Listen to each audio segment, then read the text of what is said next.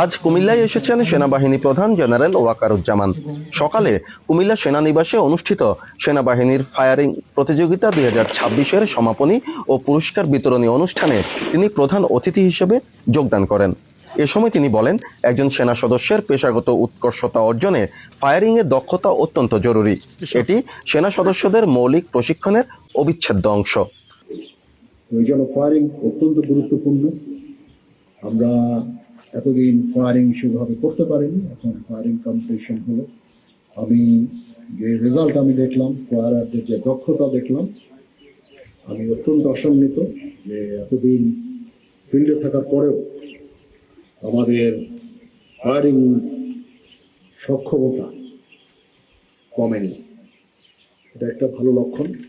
আমাদের আস্তে আস্তে এরকম আরও ট্রেনিং ইভেন্টগুলো আস্তে আস্তে শুরু করতে হবে এবং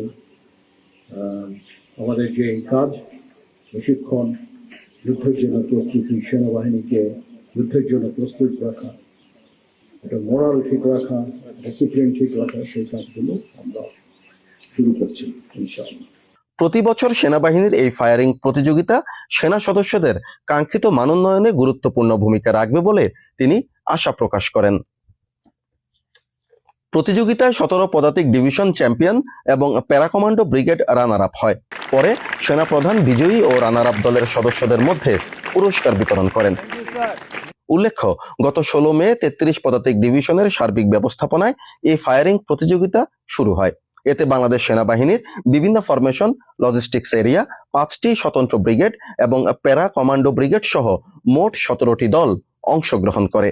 অনুষ্ঠানে বাংলাদেশ সেনাবাহিনীর বিভিন্ন ফরমেশনের ঊর্ধ্বতন কর্মকর্তা, সেনা সদস্য এবং গণমাধ্যম কর্মীরা উপস্থিত ছিলেন। বাংলাদেশ বেতার কুমিল্লা নিউজ ডেস্ক।